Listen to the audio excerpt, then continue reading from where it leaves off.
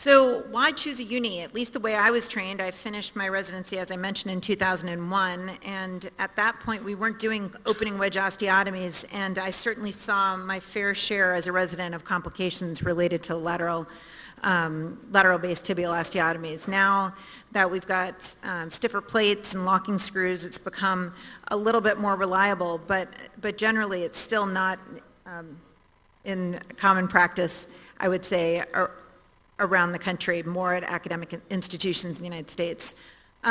So why choose a uni? I mean, I think it's much easier to sell it to a patient. Again, when I was training, I never saw a uni either. Until we got the robot, we really weren't doing unis commonly at HSS, and I think we've had the Mako now for, what, 14 years? And I think I did a uni within a month of getting the first robot. We have 4 of them now. But with a uni, you're much more likely to forget that you've had an arthroplasty, and compared to a total knee, obviously there's much better range of motion. So the question is, who's a good candidate? When's the patient ready? And then how to do the surgery, which I didn't know you were going to have such an incredible robotic selection here, so you can certainly take a look out there as far as how to do it. So who's a good candidate for a uni? So a patient with isolated osteoarthritis in just one compartment, and lower BMI helps with survivorship. So potentially, if you have a heavier patient, you may be pushed a little bit more towards osteotomy, a lighter patient. We tend to exhaust physical therapy, but I think, at least in our practice, we use a tremendous amount of injections. So typically they've tried hyaluronic acid, they've tried cortisone, and they need to have relatively good bone stock. So when you're considering a unicompartmental knee, you need to have, in most cases, an intact ACL and PCL. And I say in most cases because I've certainly had patients who had a chronic ACL, were completely asymptomatic, had no episodes of instability. In fact, many of them didn't even recall an injury where they had injured their ACL. Those patients potentially could have a uni, but the book teaches you to consider osteotomy in those patients. So with a uni, it's better function, range of motion, quality of life than a total. And then if a uni fails, it can be converted. So it's, at least the old teaching with the closing wedge tibial osteotomies is that the conversion to a total knee wasn't so great. But with a uni, the conversion can be quite good. What's the forgotten joint score? So the forgotten joint score is a score that measures joint awareness of patients who've undergone knee arthroplasty. And when you compare unis to totals, at least, patients who undergo unis are much more likely to forget their artificial joint in daily life. I find that most of my patients with unis play doubles tennis, ski, hike, walk. I strongly discourage my uni patients from running, and that is, again, something that may distinguish whether or not you recommend a uni versus an osteotomy. What about medial versus lateral? I mean, this talk is, I guess, mostly uni versus osteotomy, but medial unis are far more common, but lateral unis can do great, and they have similar survivorship. Unis for us are much more cost-effective than totals, and they may be more cost-effective if you add up, in our practice, most of the time with HTO, they then go on to removal of hardware. The Tomofix plate is great, but it's bulky, and many patients do not tolerate that large plate and end up proceeding with removal of hardware. So when you add up the cost, the uni may be the same price as an HTO plus the removal of hardware. And then why use a robot? So there is some data that there's improved pain scores, early function scores, and more accurately placed implants. Where we're running into trouble in the United States is we're asking every single patient now if they have a nickel allergy, which is becoming very problematic because at least we only have one nickel-free partial knee replacement, and that's the Oxinium. So we can't use a Mako for patients like that. So here, a 66-year-old female, her bone quality is not going to be good enough for an osteotomy. She'd think I was crazy to suggest it, but this is a great candidate for a medial uni. And here you can see post-op x-rays. There's no surprises, at least when you use a robot. I would say you're always happy with what your post-op x-rays. I want to talk a little bit, even though Anil said this was okay, what we do with isolated patellofemoral arthritis, because certainly these patients have become very popular or very common in my practice, where the medial and lateral compartment looks great, but they have bone-on-bone patellofemoral arthritis. And many of these patients are female, somewhere between 70 and 90%. They kind of need perfect images and no contraindications such as significant varus or valgus. Inflammatory arthritis has become more controversial for both medial or unicompartmental arthroplasty overall. We do now see patients who are very well controlled with rheumatoid arthritis on disease-modifying agents, and we do in these patients sometimes consider unicompartmental knee replacement. As far as patellofemoral arthritis specifically, it's incredibly common. So 24% of women over 55 have symptomatic patellofemoral arthritis, 11% of men. If you look at patients over 30 with knee pain, about 39% of them have patellofemoral arthritis. I thought it was interesting that a talk previously talking about HTO said it's perfectly okay to have patellofemoral arthritis because generally my patients who have significant anterior knee pain would not be happy if I did just an HTO. So risk factors that point us more towards patients undergoing patellofemoral arthroplasty. Here you can see a patient with a history of a unilateral patellofemoral dislocation on the right knee. The left knee looks just fine. This is a great candidate for patellofemoral replacement. Post-Hauser, we don't do the Hauser anymore, but certainly it led to significant patellofemoral arthritis. You can see on the right with the Hauser with end-stage patellofemoral arthritis, the left looks just fine. Great candidate for patellofemoral replacement. All our patients in clinic get a standing AP, a lateral, a PA flexion view, and a merchant. You need to make sure you get good merchant view in your, by your radiologist and x-ray techs. And then in all these patients, we get an MRI to rule out tibiofemoral arthritis. So you need full range of motion and good bone stock. You see this patient has essentially worn away their entire lateral facet of their patella. Watch out in these patients. You may not have an implant small enough. Do we have a minute? Yeah. And just to show you, because you can do this surgery in just about a minute. Typically, I do a lateral approach for a patellofemoral arthroplasty.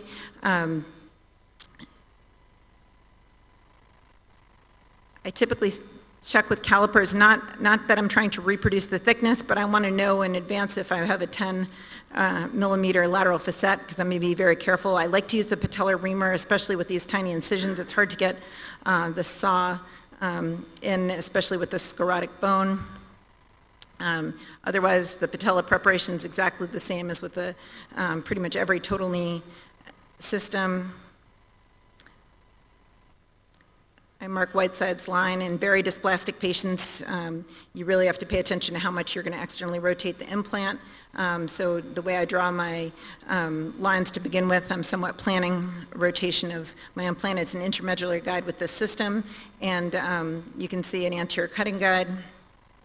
I'm really cheap on this cut. It's really easy to take more. It's impossible to put the bone back. As you all know, I do not want to notch the femur. I've heard surgeons lecture on this topic saying they always want to notch the femur because they don't want to overstuff the joint. I don't care about overstuffing. I definitely don't want a femur fracture.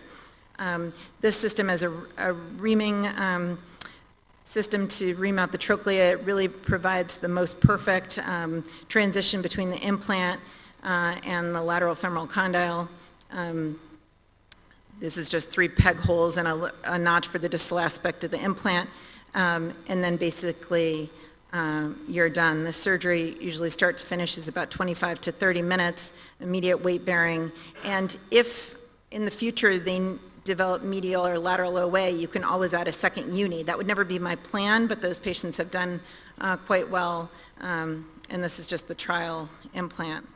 And with this, a meta-analysis done at HSS by one of our residents, there was no difference compared to total knee. So my pearls, whether you're doing a medial uni or a patellofemoral replacement, use one of these leg holders. They're really, really helpful. Medial or lateral approach depends on pre-op imaging, and for patellofemoral replacements, obviously, if it's a medial uni, it's going to go medial. And thank you very much. Thank you. So now we'll move on to Mangal. Mangal is going to debate on when should we do an osteotomy when we're faced with medial compartment disease. These debates are always trouble.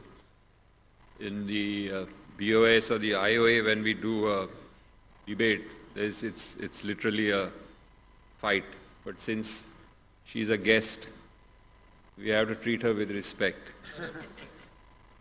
So I'm not against unicondylers or total knees. Arthroplasty, of course, is a phenomenal surgery when it is done for the appropriate indications at the appropriate age. What I am against is assembly line arthroplasty and mindless application of industry indications. So 45 and 55-year-olds who have got relatively mild arthritis don't need either a total knee replacement or a uni. So this is the situation in many of our television. They always have, standard people to talk on the India view, and then they will have someone on the Pakistan view, and they have them fight against each other. Luckily, today what we have is just why I do it instead of hitting each other. So in a 55-year-old with varus and a grade 3 Kellgren-Lawrence damage to the knee, what is really, if it's going to be terribly damaged or old patients, the decision becomes that much easier. But this kind of a patient, what is the real answer? Should we be doing an osteotomy or should we be considering a uni? So first of all, is a uni okay for a grade 3? So this is by the fathers of uni itself, this paper. And what they say is most uni replacements could be avoided, where they looked at patients where the Oxford knees were revised. Okay, so about 29% of them, they found that the radiological sort of yardsticks which they suggest, where you got to have bone on bone before you do a uni, were not adhered to, and that was one of the main reasons for the high rate of revision. In 1/3 of the cases, it was done inappropriately in early arthritis. And this is possibly one of the reasons why even you have a significant number of patients who are not satisfied after a knee replacement. One of the reasons for that is if you don't have too much pain and the TKR reduces the pain but not too much, you are naturally going to be relatively unsatisfied. Is a uni really better than an HTO in terms of longevity, in terms of function? And here statistics really is like a bikini. It covers, certain portions, exposes certain portions, and for every paper that I show or she shows that uni is better, I can show a paper which shows that an HTO is better, and vice versa. So here it boils down to what your philosophy is, but certainly in terms of high tibial osteotomy, even in kissing lesions where the cartilage is completely worn off, the results of a HTO are equally good. Here in all of these numbers which I have pointed out, there are some which are statistically significant, but this is at post-operative day at 6 months. At 1 year, all of these differences between an HTO and a uni have disappeared. So though the numbers are different, these are not something which is statistically different. So my point is that the HTO is certainly a good alternative to uni, especially in the young population. What about physical activity after a high tibial osteotomy and a uni? They looked at return to physical activity after an HTO, and what they found that while the activity level for a uni rose much higher, but the patients who were in the HTO group, originally itself their activity level was much higher. That is, these are more demanding patients in that sense. So essentially the indications for osteotomy are expanding, and despite what has been taught, I think today the things are changing. Even patients with a high BMI, that reminds me of a situation once when Dr. Ranawat himself, when we were talking about an osteotomy, senior CSR said, the results of osteotomy in overweight patients are not terribly good. And Amar piped up from behind, they aren't very good in knee replacement either.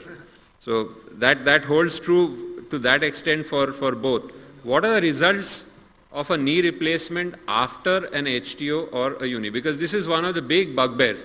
Oh, if I do an HTO or I do a uni, then you're going to have trouble doing the knee replacement later on. This was in the times of Coventry, and even then for a technically accomplished arthroplasty surgeon, it's not really a problem. Now if you look at this issue, is there a difference in survival of conversion TKR after previous HTO or previous UKA? Young age and severe varus deformity were associated with dissatisfaction after a UKA. The chance of TKA conversion after UKA is about twice as a TKA after HTO. So in some situations, especially in our situation, where patients pay out of pocket usually for their surgeries, so the burden of expenses on the patient is higher for a uni than for an HTO.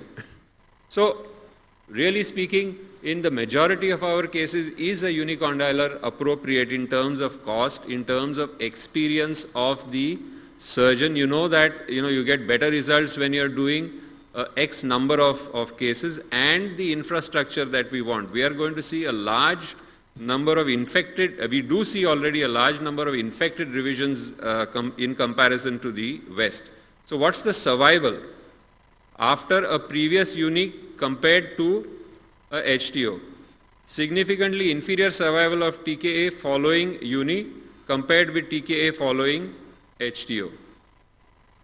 So this is twice as much, and the potential risk should be that a uni should be considered as a definitive treatment in line with TKA. That is, the debate is between uni and TKR, not between this. So there is an overlap between these patients. How do you decide?